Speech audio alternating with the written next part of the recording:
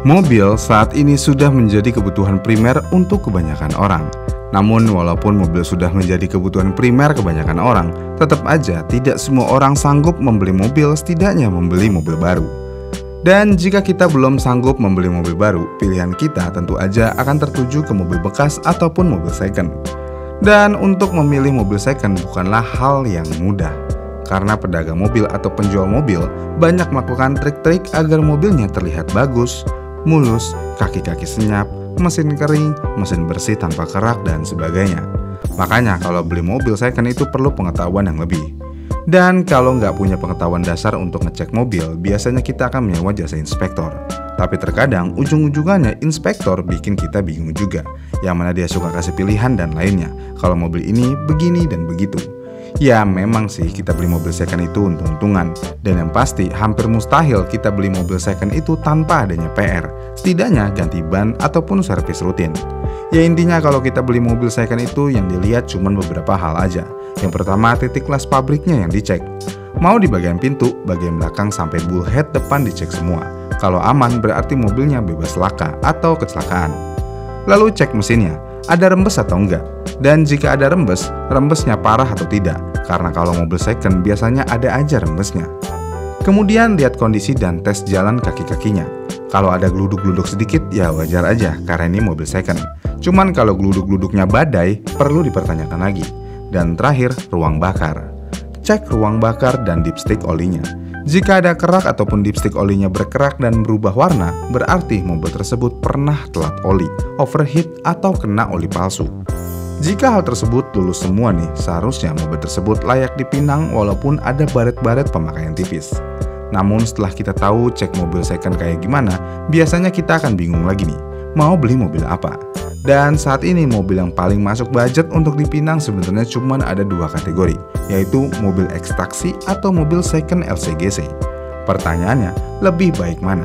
Ekstraksi atau LCGC? Di sini kita akan membahas beberapa faktor terlebih dahulu. Yang pertama, harganya. Walaupun kedua kategori ini cenderung murah atau terjangkau, namun terkadang ekstraksi memiliki harga yang lebih murah dari LCGC.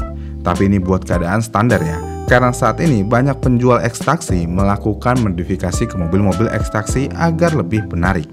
Misalnya mobilnya di repaint, velgnya diganti, dipakein proji, dipakein spoiler dan lainnya. Yang pada akhirnya harga mobil ekstraksi ini lebih mahal daripada LCGC. Dengan demikian, kalau perihal harga untuk saat ini ya sebenarnya udah 11-12. Udah tergantung selera aja. Kemudian selain dari harga, kita lihat ketampilan. Untuk penampilannya, mobil ekstraksi memiliki tampilan yang bisa dibilang lebih keren daripada beberapa LCGC. Contohnya Toyota Limo. Mobil ini memiliki tampilan yang bisa dibilang sudah cukup modern. Ya ini berbeda dengan mobil LCGC yang tampilannya ya gitu-gitu aja. Jadi kalau kalian mencari tampilan eksterior, ekstraksi tentu aja jawaban yang tepat dibandingkan dengan LCGC. Lalu bagaimana dengan mesinnya? Oke, kita masuk ke sektor sensitifnya nih. Mobil ekstraksi memiliki kilometer yang sangat-sangat gondrong. Ya kalau dihitung-hitung, kasarnya jaraknya antara bumi ke bulan yang setara dengan 380.000 km. Sedangkan kalau untuk mobil LCGC nih, biasanya hanya memiliki kilometer di 100 ribuan, tergantung tahun dan tergantung kegunaan. Ya kalau dijadikan mobil ojol ya sama aja sih, 11-12 juga kalau kilometernya. Di sini saya mau tekankan terlebih dahulu nih, untuk mobil ekstraksi, biasanya mereka mendapatkan peremajaan dan perawatan rutin yang pasti dari pool taksinya. Jadi walaupun gondrong, setidaknya mobil tersebut sehat ya walaupun capek. Sedangkan LCGC yang pemakaian pribadi, tentu aja mobil tersebut belum menjadi mobil capek dan spare partnya masih layak digunakan dan mesin tersebut bisa digunakan beberapa ratus ribu kilometer lagi. Namun ini berbeda cerita ketika LCGC tersebut bekas dipakai ojol.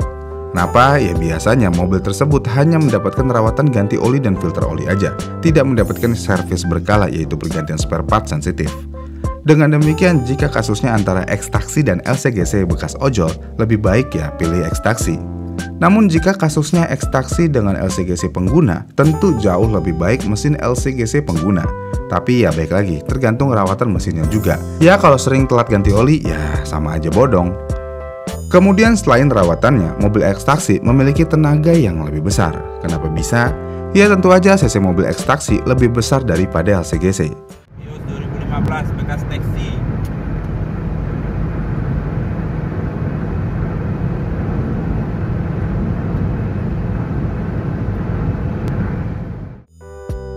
LCGC biasanya memiliki cc cuma di 1200 atau 1300.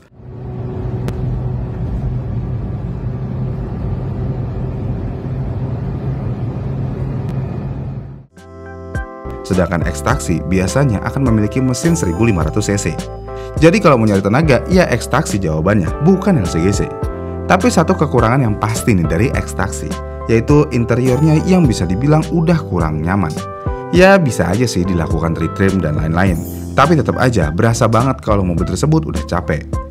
Selain itu, X-Taxi juga memiliki masalah utama yang menjadi momok menakutkan, yaitu kaki-kakinya. Kaki-kaki mobil X-Taxi walaupun sangat senyap ketika pertama beli mobil ini, yakinlah hanya beberapa bulan ke depan kaki-kakinya sudah mulai bermasalah, udah bunyi geladak geluduk sana-sini. Kenapa hal ini bisa terjadi? Ya tentu aja peremajaan yang tidak dilakukan dengan cara yang seharusnya. Biasanya mobil X-Taxi sebelum dijual kaki-kakinya hanya akan direkondisi. Dan kaki-kaki rekondisi itu cara kerjanya ya cuma dipres, yang mana ini nggak bisa awet. Paling beruntung 1 tahun kaki-kakinya senyap, kalau lagi apa sih ya 2 bulan udah geladak geluduk lagi. Dan ketika dicek ke bengkel kaki-kaki, biasanya hampir keseluruhan kaki-kakinya juga harus diganti. Dan itu harganya cukup mahal. Sedangkan kalau LCGC nih, ya walaupun kaki-kakinya geladak geluduk, harga spare part mobil LCGC itu bisa dibilang ya cukup murah. Apalagi yang aftermarketnya. Yang aftermarketnya ya bukan yang KW. Harganya cukup terjangkau dan yang pasti cukup awet juga. Ya di luar dari ini semua sebenarnya ada plus minusnya. Mau tampilan keren ya X-Taxi jawabannya. Mau mesin dan kaki-kaki aman, LCGC jawabannya. Dan terakhir, mau tenaga yang lebih powerful, tentu aja X-Taxi jawabannya. Mobil LCGC sebenarnya bukanlah mobil yang jelek-jelek banget. Karena walaupun tampangnya begitu dengan fitur seadanya dan kekedapan kabin yang nggak ada sama sekali, mobil LCGC masih cukup layak untuk dibeli. Dan satu hal lagi nih, jika kalian membeli memang untuk digunakan membawa keluarga jalan-jalan dan transportasi utama keseharian, LCGC lebih aman sih daripada X-Taxi. Tapi jika kalian mau beli mobil untuk gaya-gayaan, mobil untuk nongkrong, dan untuk dimodif-modif doang, X-Taxi jawabannya. Karena ya bisa dibilang X-Taxi ini mobil bahan yang bisa dimodifikasi sesuka hati.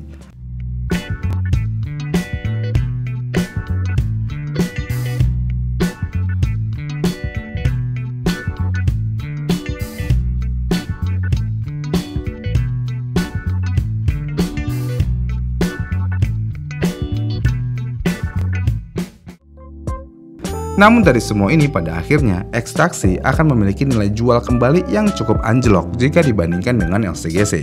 Dan menjual mobil X-Taxi cenderung lebih sulit daripada menjual mobil LCGC. Dengan kelebihan dan kekurangan yang ada, pilihan balik lagi ke tangan kita masing-masing. Bagaimana nih menurut kalian? Lebih baik mana LCGC atau X-Taxi?